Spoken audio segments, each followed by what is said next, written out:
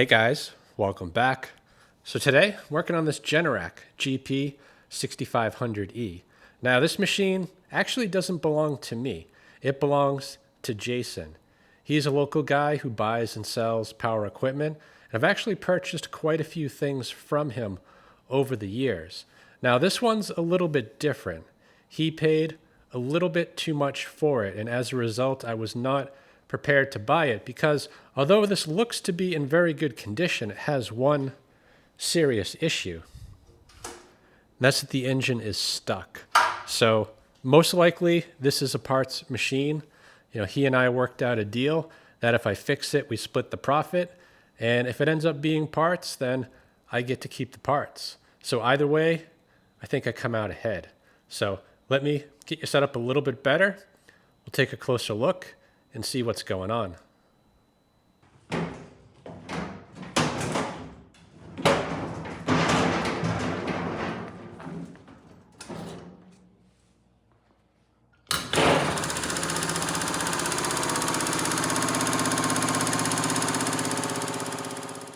going to start just by pulling the starter recoil.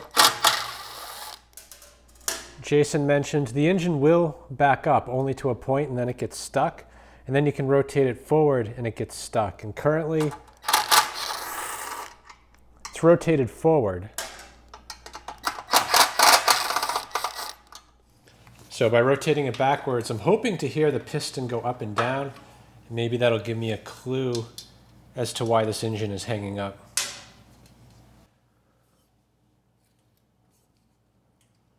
So it does rotate backwards, and now it's stuck. So I think that was about one full revolution. Let's just see. So we'll start just by keeping track of this fin. We'll rotate it clockwise. See how far we get. Yeah, almost a revolution. Of course, this is a 4-stroke engine, so it should make 2 revolutions for every 4 strokes. Now, I don't hear the piston, and I don't feel any compression, so I'm thinking the connecting rod could be blown on this. So I'm going to pull the spark plug out, get the Borescope in there, and just see if that piston is moving up and down. It's actually pretty tight under here with the way they have this set up. So the tank is empty and it's already disconnected. So I'm just going to get it out of the way first before pulling that plug out.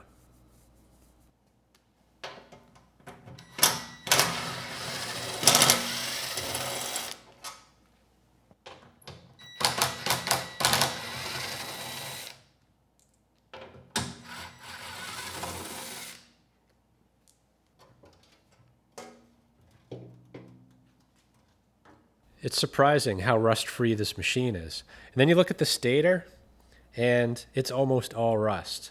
Now, this is just an outer covering. The actual stator is underneath it, so the stator isn't necessarily going to be bad, but I do find that really odd. I haven't seen that discrepancy before between the stator and the rest of the machine.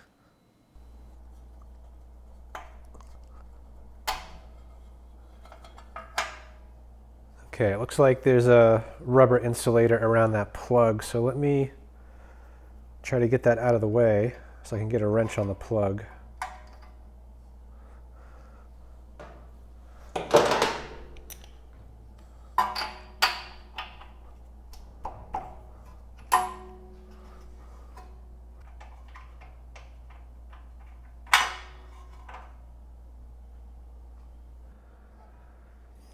All right, let's take a look here. I'm really hoping it's a stuck valve instead of a blown connecting rod. Based on what I was feeling, I didn't really sense the piston moving up and down. And that's the piston right there. Let me rotate the engine. And actually, connecting rod's not blown. So that is a good thing. It might just be a stuck valve.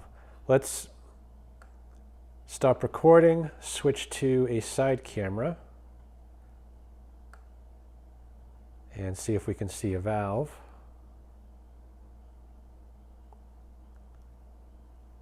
That's the top of the cylinder, plenty of crosshatch.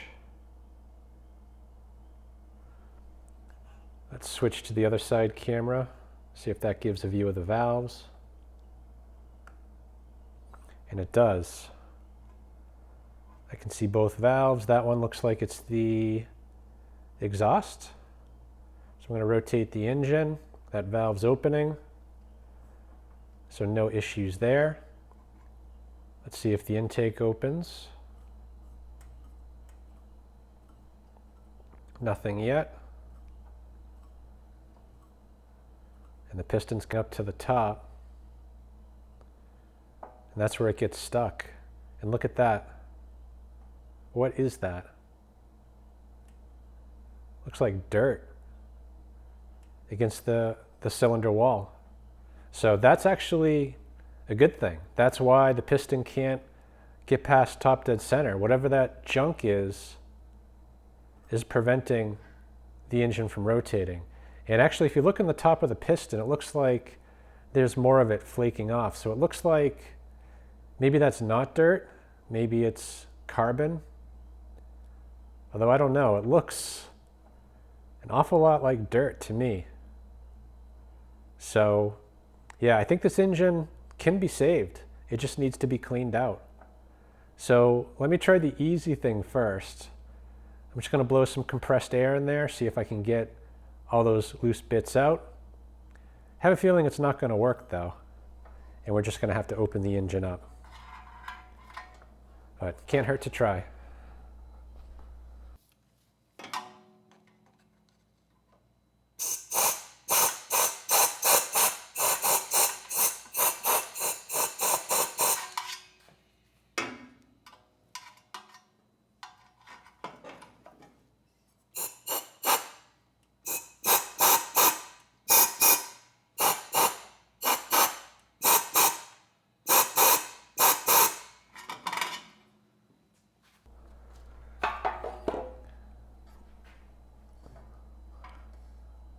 Let's see how we made out.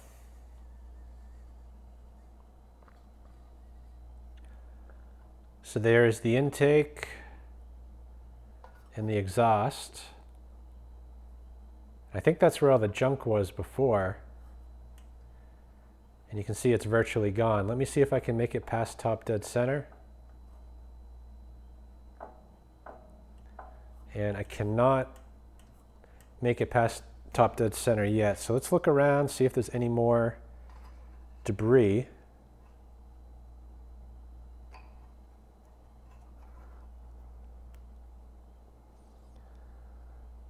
Yeah, it's actually looking pretty clean.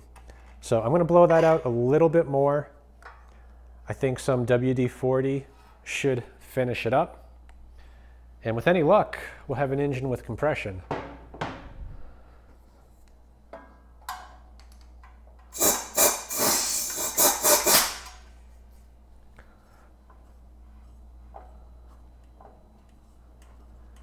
We just made it.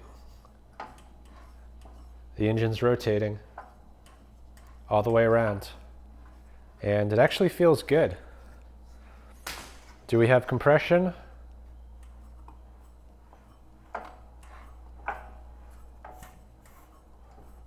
We got something.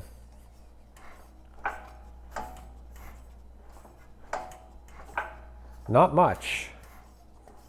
At least I don't think we have much. So let's put some WD-40 in there. I'm just going to rotate the engine with a drill and we'll check it for compression.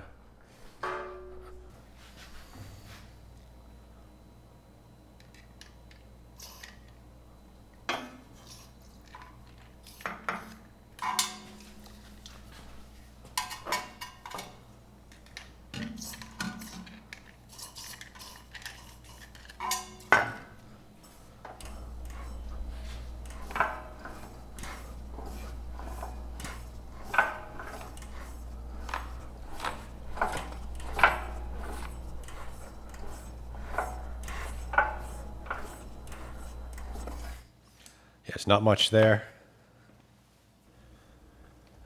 Let's just double check the oil. I'm not trying to start it right now, but rotating the engine at high speed, you want to make sure you have oil in there. And there is absolutely nothing on the dipstick, and I'm not seeing anything inside that engine, so that's not a good sign. Anyway, let's top it off, and we'll rotate the engine with the drill, see if we can build any compression. Just filled up the engine, and we are good to go. So, the hope is, by rotating the engine, I'll get any debris out that's between the valve and the seat, preventing the proper buildup of compression. And of course, we get the added benefit of just splashing all the oil around and cleaning out that cylinder and just blowing out any junk that might be left. So I'm just going to use a normal drill to do it. I have an adapter here. This is for a breaker bar to convert it to a ratchet. And by using this, it makes it so I'm not going to break my wrist. So even though I'm not trying to start the engine, this has a brake on it. So when I let go, this chuck stops spinning, but the momentum from the flywheel is going to keep it spinning and potentially hurt my wrist. And with this, that shouldn't happen.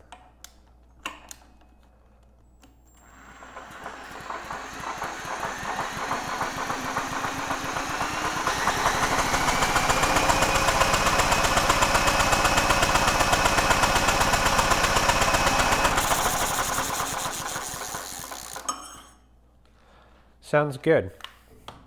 And I do hear compression coming out. So let's double check kind of what we have.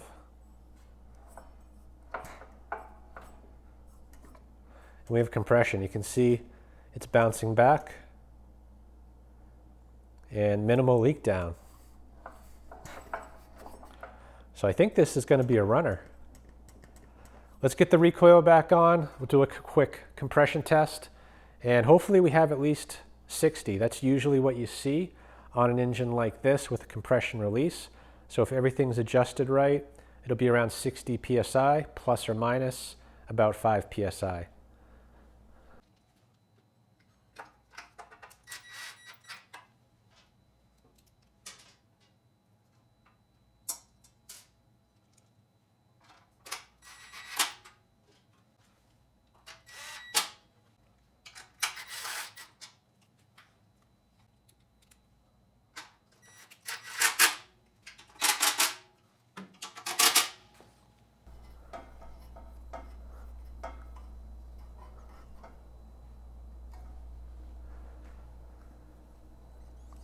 All right, place your bets. Are we going to see 60?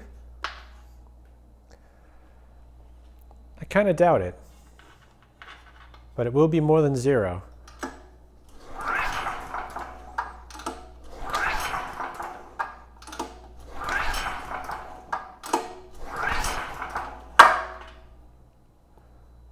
And we're at 20, maybe 18 psi. So yeah, that's way too low, but we're making progress. At least we have an engine that rotates. It builds a bit of compression. So let's get the valve cover off. We'll double check the valves, make sure they're in spec. And if they are, then I think we're gonna have to pull that head off and clean it up. So I'm hoping for a tight valve. I suspect the exhaust valve because the compression stroke feels weak, but on the combustion stroke, we have good compression, which would kind of signal that we have an over-aggressive exhaust valve with little to no clearance. So the compression release might be letting out, well, basically all the compression, or at least most of it.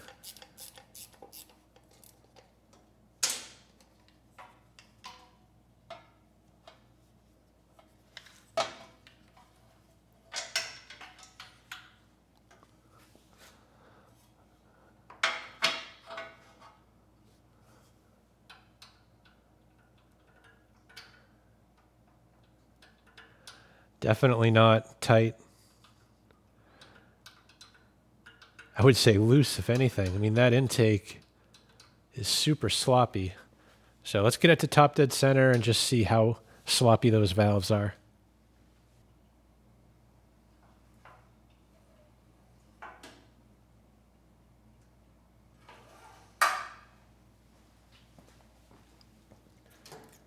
That should be top dead center. I haven't looked up the specs on this, but usually on the exhaust on this type of engine, around 5 or 6 thousandths. So we'll start at 5. It's actually not too far off. Let's try a 6. 6 fits. The 7 has a ton of drag, so the exhaust valve is actually adjusted quite well. Let's check the intake. Yeah, the intake's not far off either. A 7 fits, but only just. So a simple valve adjustment is not going to fix this compression issue. We need to take the head off, clean up the valves, and probably just clean up everything while we're in there. I put the spark plug back in, and I pulled off the front of the air box. The compression, I think it is too low to get this engine to fire up, but I'm going to try with a little bit of starting fluid. You know, the thought is if I can get it to fire just a bit, then it might clean up the valves. So let's give it a try.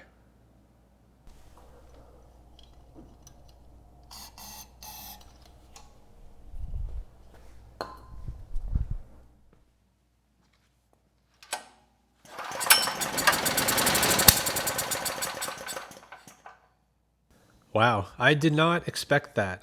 It started first pull. So I say we try it again.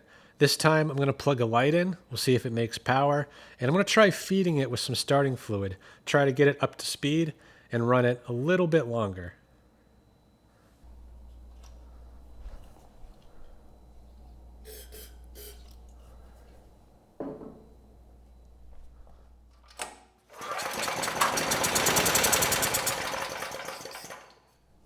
Too slow.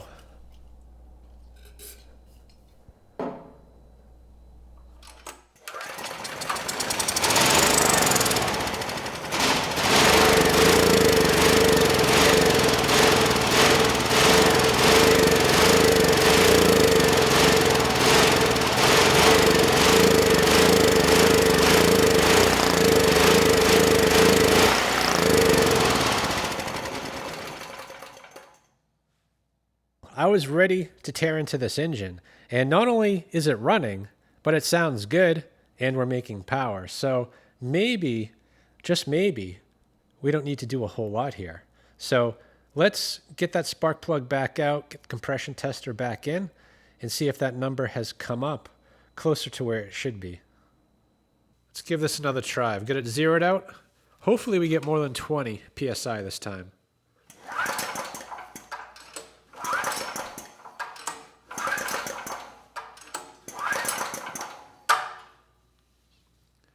We're still at 20.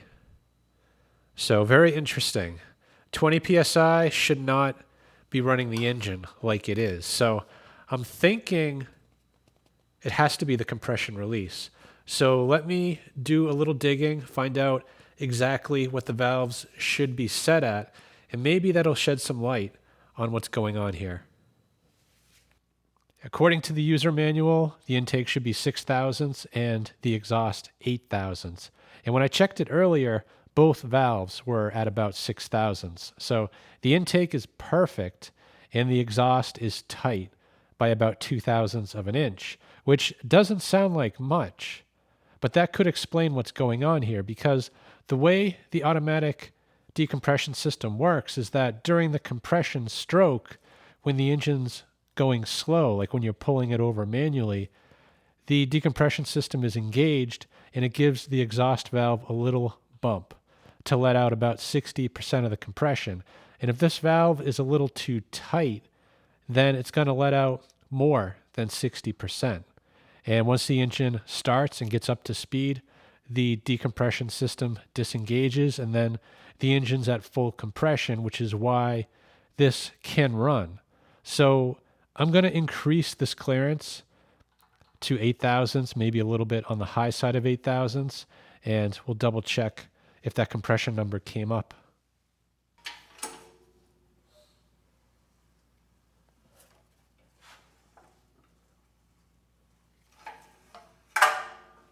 I've rotated the engine until the intake valve is open, which means we can set the opposite valve. You don't have to do it at top dead center, and this way is a lot easier if you're not sure where top dead center is. So I'm just going to double check the exhaust. This is the 6000s, and it's actually very tight. You know, if I move the valve around, I can kind of find a place where it fits nice. But in general, it's actually quite tight. And I kind of don't like this design. This is a Honda clone design, and actually Hondas are like this too. The rockers, they're kind of sloppy. So depending upon where the rocker is, it changes the clearance. And this rocker was actually more to the left the first time I checked it, as well as the second time. And when it's in that position, you know, I'd say it's right at 6000ths. 7 fits, but it has a lot of drag. So we definitely need to increase that.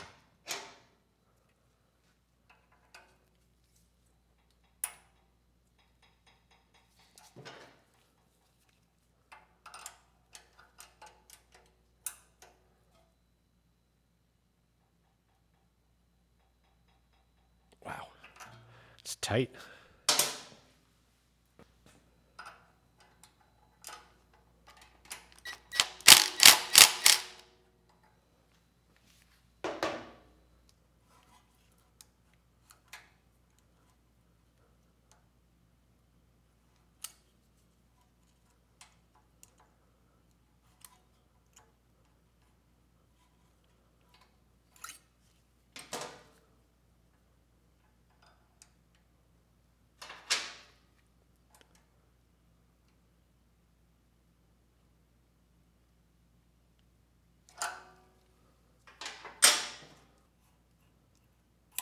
So 8 fits in there with a bit of drag now.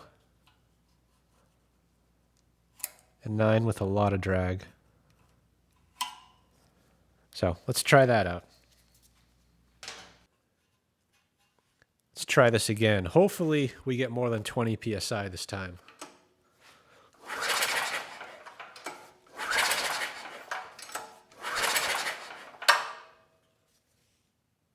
And we're at 40. So we doubled our reading. Granted, it's still kind of on the low side. You know, I'd like to see at least 50 PSI. You know, in this case, I think we just have an overly aggressive compression release. The exhaust valve, I can't open that clearance up anymore, or else I risk causing damage to that valve. So I think we're okay. You know, I guess we'll know for sure once we get it running on its own power. So let's clean up the carburetor. We'll get this thing fired up, put it under load, and just make sure that the engine's not down on power. When I say an overly aggressive compression release, I think I should clarify a bit. Even though the valve clearance is 100% set correctly now, what I'm thinking is happening is that the actual decompression mechanism here has this little piece that slides out of the way when the engine starts spinning fast. And when you're trying to start it, it goes back into place. And interestingly enough, this is the cam I pulled out of the Predator where I had the stuck compression release. And notice what just happened. I could not replicate this before, and I was debating whether I should use this cam, but right now, this just got stuck. And now it's not stuck. Anyway, as I was saying, this piece right here is what gives the exhaust valve a little bump when you're trying to start the engine to let compression out. And if this piece isn't set perfectly, meaning if this bump is a little higher than it should be, then it's going to bump that exhaust valve a little bit more than it should and let out a bit too much compression. So that's what I think is happening here, is that tiny little bump on the camshaft that's in this engine is a little bit higher than it should be, ideally. And it just got stuck again. Amazing. Anyway, that I think is our issue. And unless you're going to take the whole engine apart and try to maybe guess and bend that back to a better position, there's really not a whole lot you can do about it. And quite honestly, it doesn't matter. This is just to make the engine easier to start. This one's very easy to start with the low compression. And as long as the compression comes up to full compression by sliding that out of the way once the engine's running, then we should be able to run under a full load without issue. So that is my hope. If we can't pull at least 6,000 watts without issue, then most likely we're going to have to go in and dig a little deeper.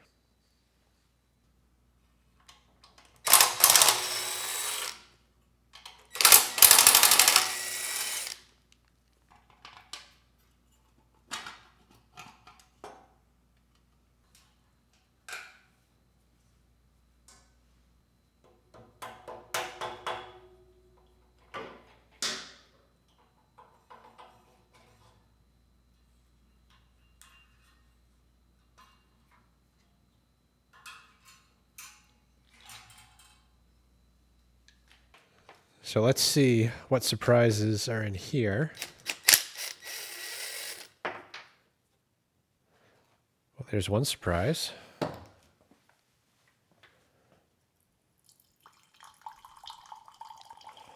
The fuel doesn't smell bad, but it's coming out really hazy. So there's probably some water in there. We'll just set that aside, let it settle out, and we'll check back on that. So to get this bowl off, you do need to get the fuel solenoid off first. Maybe.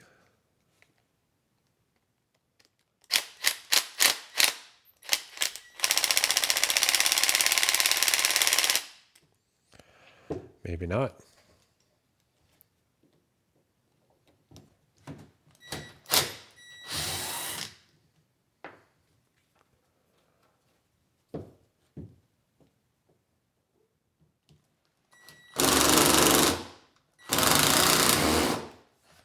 Stripped it.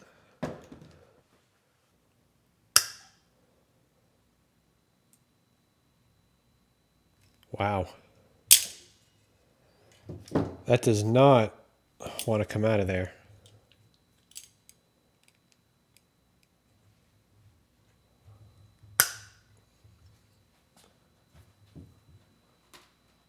There we go.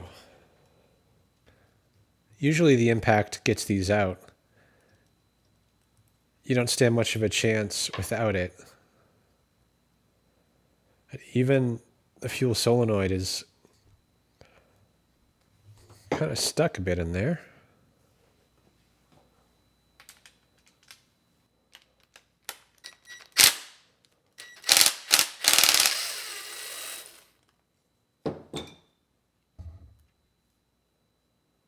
Bit of rust.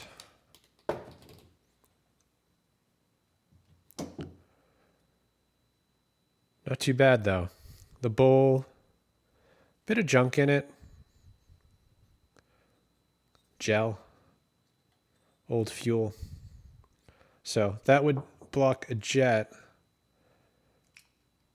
It doesn't look that bad. And actually, if you look down there, the main jet, ton of gel over that. So this would not have run with that gel in there. But the carb itself is actually quite clean, meaning it'll clean up. Really no rust.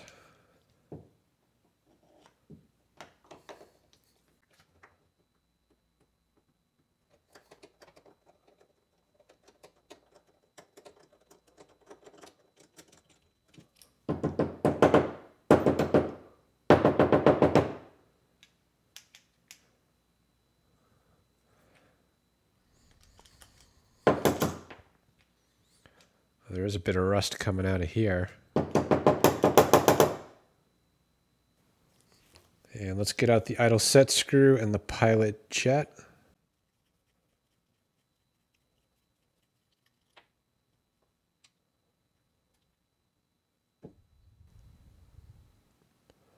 That pilot jet is really, really loose in there.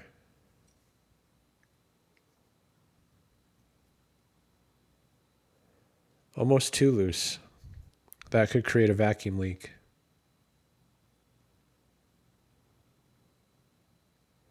And that will cause surging as well. So, yeah, I'm not sure I want to use this carb in this condition. This jet is not fitting well. So let me check my stash, see if I have anything better. Let's take a look in this one. I think this one came from a Predator. Same size engine, same type carburetor. From the outside it looks better. You can tell just by looking at the servo. This one is all, the rubber is all cracked and broken. This one looks almost like new.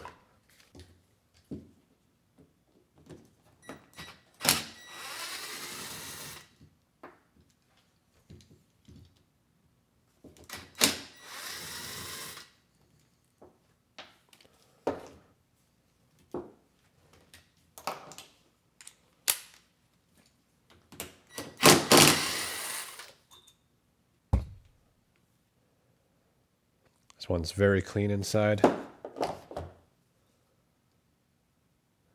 Almost like new.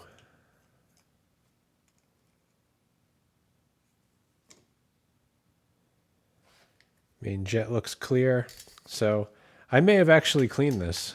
This one looks really good. All right, let's just double check the jets. If they're all clear, then I think we'll just give the bowl a quick rinse, put this back together, and throw it on the machine.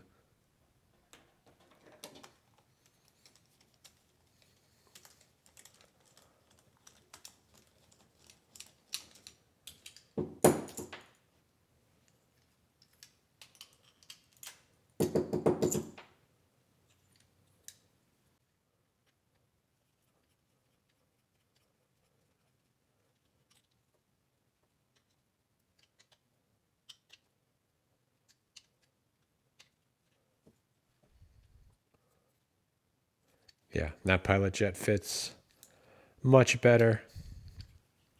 So it's a little dirty. I mean, the emulsion tube might have a few clogged holes. The main jet, it's not clogged. And this carb really isn't in bad shape. You know, I say we just go through it manually, make sure everything is clear, and put it back together.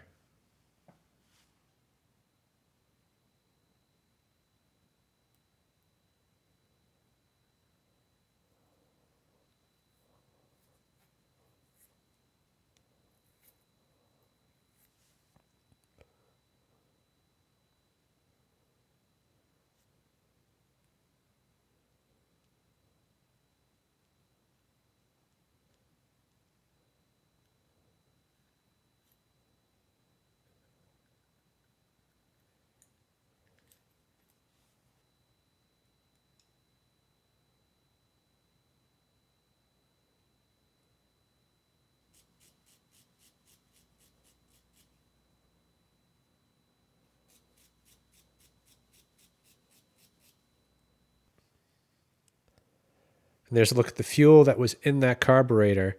And it's hard to see, but a water line did form. It's going across right about there.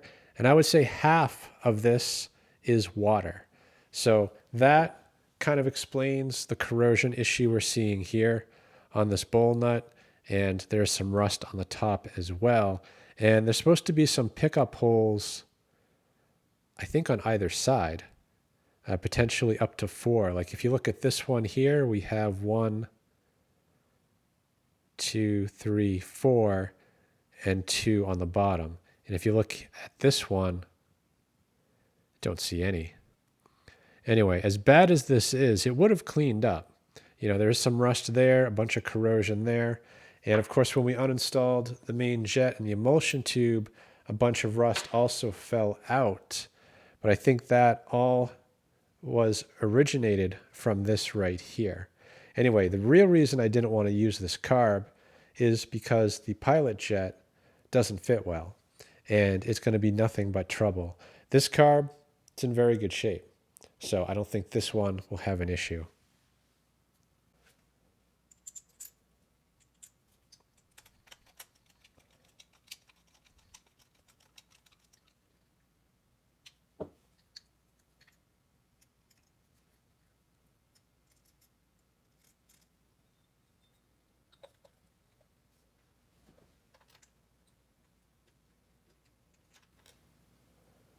Ah, we are missing something. The seal. Don't forget the seal, or it's gonna leak.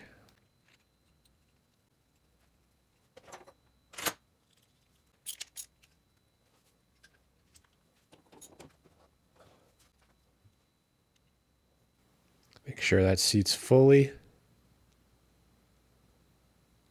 And it's not quite.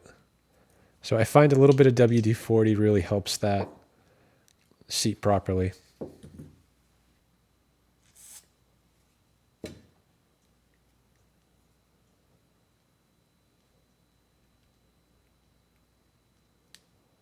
That should be good.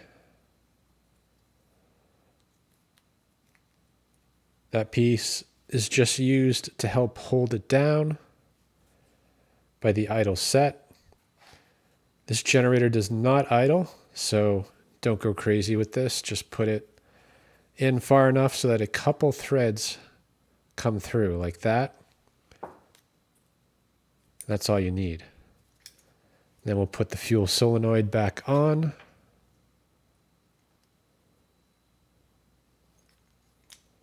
Which, oddly enough, this machine does not have the wiring for this. And the carb I pulled off the machine had a fuel solenoid as well. So that was not the original carb either to this machine. Now, the solenoid, it's normally open. So the fact that this doesn't have the wiring doesn't really matter. It should run just fine. The only issue you might have is at shutdown. You could get a backfire, or it might flood the engine a little bit, making it a little harder to restart right after shutdown.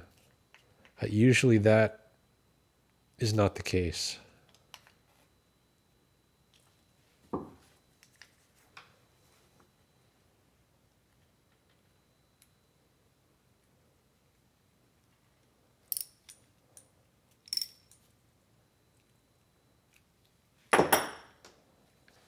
Let's try it out.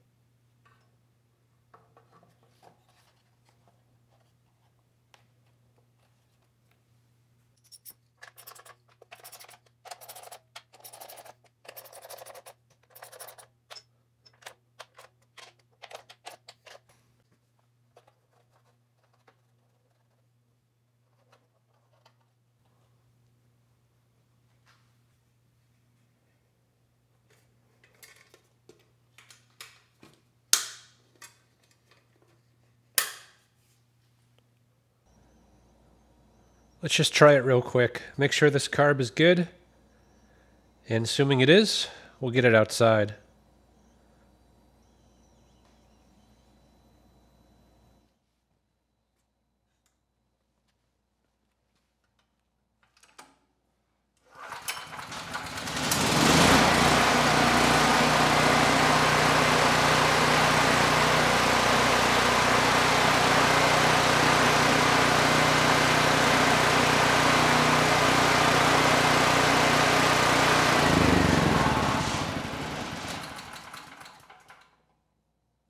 First pull, every time. Can't really argue with that. And the carb, it's running it quite well. So let's get it outside and put her to the test.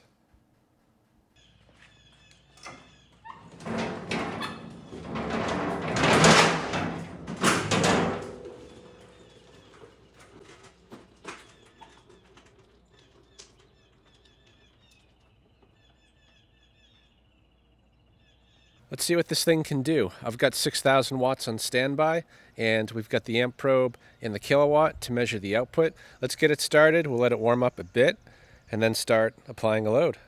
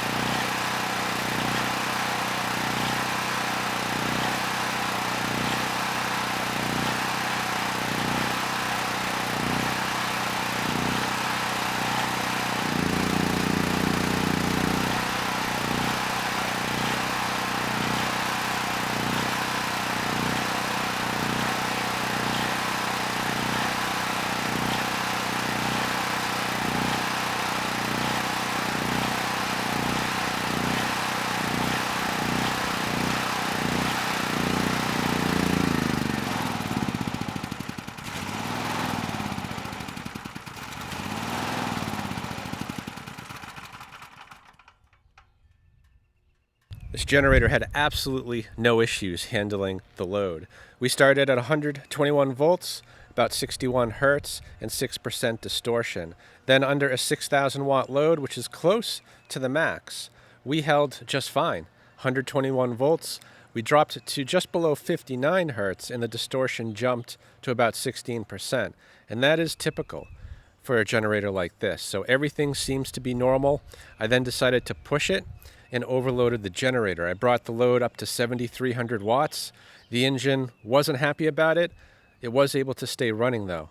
And then I bumped it just a bit more to 7,500 watts, and the engine started to slow and was on its way to stall. So that is fine. You know, this generator is not rated for that kind of a load. I just wanted to see, could it deliver on the 13 horsepower that this engine is rated at? And 13 horsepower should be able to pull 7,000 watts, and that's what we saw. So I would say there is absolutely nothing wrong with this engine. It's doing as it should. So I think I'm going to wrap the video here. You know, this is going to go back to Jason. He's going to finish it up, get a new battery on it, get the tank back installed, and this thing should be done. So I hope this video helps someone. Thanks for watching.